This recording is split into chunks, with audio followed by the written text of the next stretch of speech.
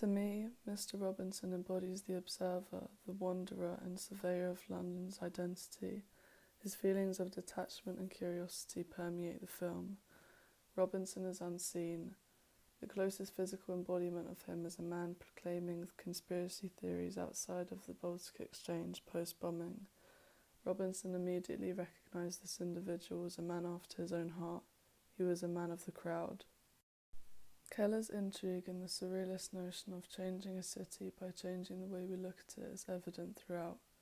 The narrator finds themselves against the tide of the culture that dominated London at the time, saying that London is a city under siege from a suburban government which uses homelessness, pollution, crime, and the most expensive and run-down public transport system of any metropolitan city in Europe as weapons against Londoners' lingering desire for freedoms of city life.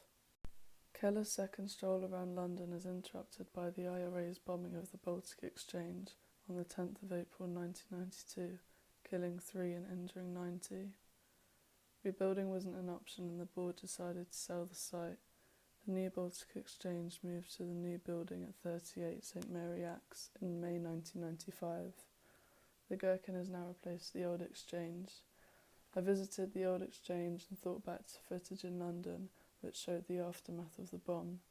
It made me reflect on how destructive the IRA came to be and how this would affect a sense of identity for Irish Londoners.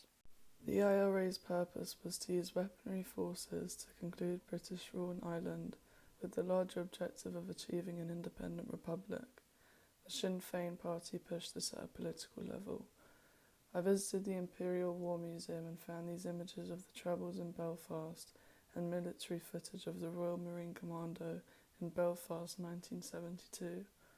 My visit provided further context and understanding for how this violence was mirrored in London. I was curious to learn how the IRA's presence in London had impacted Irish identity, which led me to speak to a family friend who had immigrated from Southern Ireland to London in the 70s.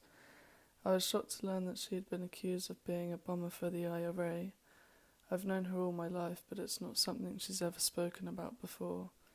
She explained how someone had called the police to say that they thought she looked like the police sketch for a barracks bomber.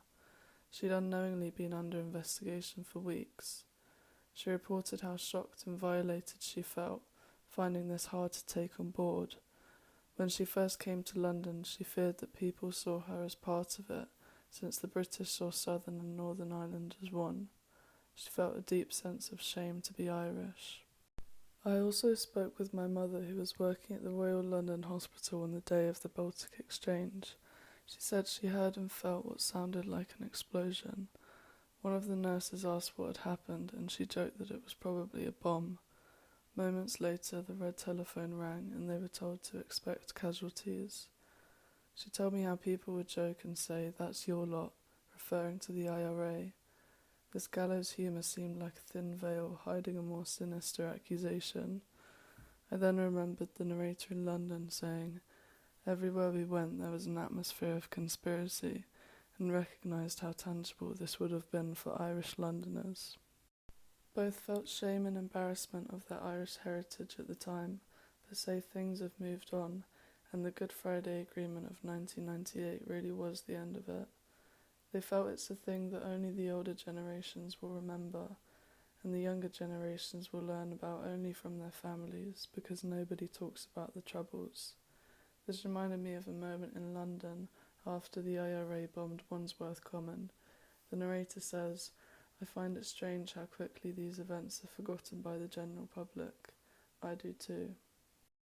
Despite the intensity of this period, and the impact the IRA activity had on Irish Londoners, it didn't force them out. On the one hand, this could be seen as an act of defiance, with Irish Londoners asserting themselves and their right to be here. Perhaps the reality was that there was little for them to go back to. The threat of violence, which persisted over a prolonged period, created a tense atmosphere in the city, which was perpetuated by the inadequacies of existing power structures. This threat slowly creeped into Londoners' psyche and then became fixed. The impact on identity is of course subjective and will differ based on experiences. For example, the Irish being wrongly suspected of serious offences or the butt of a hurtful joke. The two people I spoke with are this story's Mr. Robinsons, displaying feelings of displacement and isolation as a result of prevailing attitudes towards the Irish. These so-called characters are representative of a larger Irish immigrant community of that time. Nonetheless, it seems that the common experience of Londoners per se was one of a tense and unpredictable climate due to the normalisation of violence.